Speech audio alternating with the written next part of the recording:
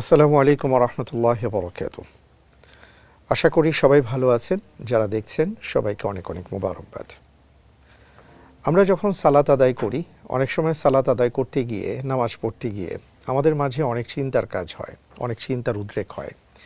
আমরা ভাবি যে আসলে সালাত পড়ব কি পড়ব না, পড়লে কত দ্রুত শেষ করব, ইত্যাদি ইত্যাদি। আপনি কি জানেন যে সাহাবাই কেরাম আজমাইনদের সালাত কেমন ছিল? এমন একটি গল্প আজকে আপনাদেরকে শোনাতে চাই। সালাতে তাদের দৃঢ়তা কেমন ছিল। একটি অভিযান থেকে রাসূল সাল্লাল্লাহু আলাইহি ওয়াসাল্লাম ফিরছিলেন।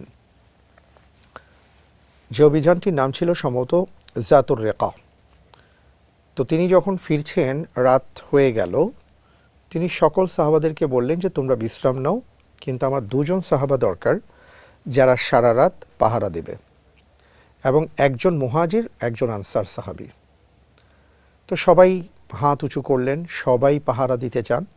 নবীজি সাল্লাল্লাহু আলাইহি ওয়াসাল্লাম এদের মধ্য থেকে দুইজনকে বাছাই করলেন, আব্বাদ ইবনে বিশর রাদিয়াল্লাহু আন, আম্মার ইবনে ইয়াসির রাদিয়াল্লাহু তাআলা আন।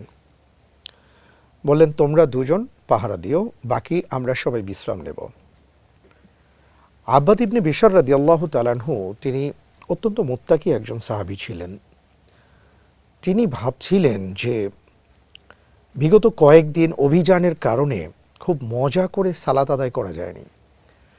সালাতের মধ্যে আল্লাহ রব্বুল আলামিনের সাথে যে কথোপকথন, এটা খুব আন্তরিকতার সাথে গভীরভাবে করা যায়নি।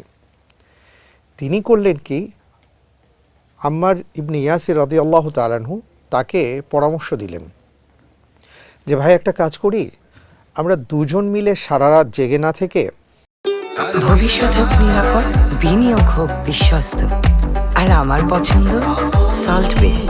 ওয়েলকাম টু সল্ট বে। আমি মধ্যরাত পর্যন্ত জেগে থাকি, এরপর আমি আপনাকে ঘুম থেকে জাগিয়ে দেব, আপনি বাকি রাত পর্যন্ত পাহারা দেবেন। আসলে তার মূল নিয়তটি ছিল যে সবাই ঘুমিয়ে পড়ুক, তিনি একাকী দাঁড়াবেন সালাতে, আল্লাহ রব্বুল আলামিনের সাথে কথা বলবেন। তো সবাই যখন ঘুমিয়ে পড়লেন, আম্মার ইবনে ইয়াসির রাদিয়াল্লাহু তাআলা আনহু তিনিও ঘুমিয়ে পড়লেন। এদিক থেকে যে কুফফার বাহিনী ছিল তাদের পক্ষ থেকে দুজন অথবা তিনজনকে গোয়েন্দাগিরির জন্য পাঠানো হয় যে আসলে গিয়ে দেখো তাদের কি অবস্থা। তারা যদি সবাই ঘুমিয়ে পড়ে তাহলে আমরা হামলা করব, আর যদি তারা জেগে থাকে তাহলে আর কিছু করার দরকার নেই। তো ওই তিনজন গোয়েন্দা দূর থেকে ফলো করছিল যে আসলে কি কেউ জেগে আছে না ঘুমিয়ে আছে। আব্বাদ ইবনে বিশর রাদিয়াল্লাহু তাআলা আনহু তিনি ওই সময় সবাই যখন ঘুমিয়ে পড়েছেন, তিনি আকাশের দিকে তাকিয়ে দেখলেন পূর্ণিমার চাঁদ উদিত হয়েছে।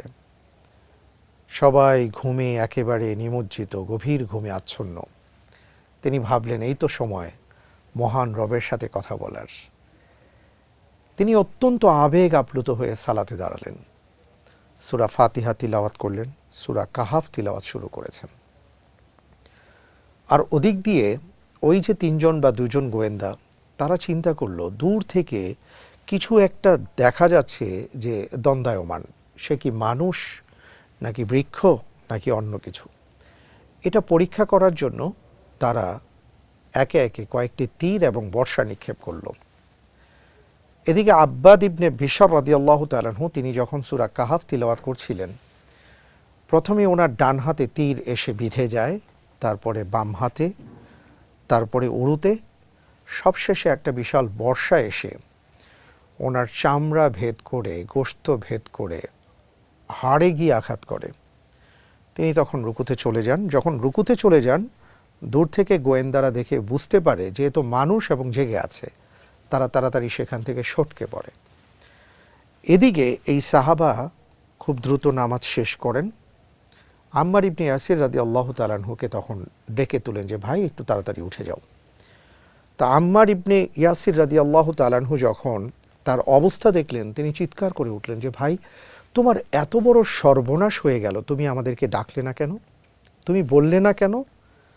তখন তিনি আসল কথাটা বললেন। তিনি বললেন ভাই আসলে অনেক দিন ধরে অভিযানের কারণে খুব মজা করে, খুব স্বাদ করে আসলে সালাত আদায় করতে পারছিলাম না।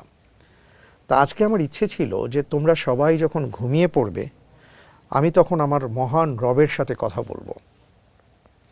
আমি যখন নামাজে দাঁড়িয়েছিলাম, আমি যখন সূরা ফাতিহা তিলাওয়াত করছিলাম, সত্য কথা বলতে কি আমি হারিয়ে গিয়েছিলাম। আমি যখন সূরা কাহাফ তিলাওয়াত করছিলাম, তখন ওই তিলাওয়াতের সাথে সাথে আমার মন, আমার মনন সব কিছুই যেন তিলাওয়াতের সাথে ভেসে বেড়াচ্ছিল। একে একে যখন 3টা তীর আর একটা বর্ষা এসে আঘাত করে, তখন আমি চিন্তা করলাম, আমি যদি এই অবস্থায় শহীদ হয়ে যাই তাহলে তোমাদের কি হবে। ভাই, বিশ্বাস করো, আমার মহান রবের শপথ করে বলছি, তোমাদের জীবনের উপর যদি আমার শঙ্কা না হতো, আমি শহীদ হয়ে যেতাম, কিন্তু আমি সালাত ছাড়তাম না। সুপ্রিয় দর্শক, আমি যেই কথাটি বলতে চাই সেটি হলো, তারা কিভাবে সালাত আদায় করতেন। আমরাও সালাত পড়ি। আমাদের সালাতে দুনিয়ার চিন্তা, দোকানের হিসাব, পরিবারের বিভিন্ন বিষয় মাথার মধ্যে ঘুরপাক খায়। আমরা সালাতের রাকাতের মধ্যে ভুল করি, কারণ আমার হিসাব অন্য জায়গায় থাকে। আর তাদের সালাত ছিল এই রকম যে তারা তাদের সালাতে জান্নাত দেখতেন, জাহান্নাম দেখতেন। এত মজা পেতেন যে জীবনের উপর শঙ্কা থাকা সত্ত্বেও তারা সালাত ছেড়ে দিতেন না। তাই আসুন, আব্বাদ ইবনে বিশর রাদিয়াল্লাহু তাআলা আনহুর সালাতের মাঝে এই দৃঢ়তার গল্প থেকে আমরা শিক্ষা লাভ করি, আমরাও সেইভাবে সালাত আদায় করব। আল্লাহ তাআলা আমাদের সবাইকে সেই তৌফিক দান করুন। আল্লাহুম্মা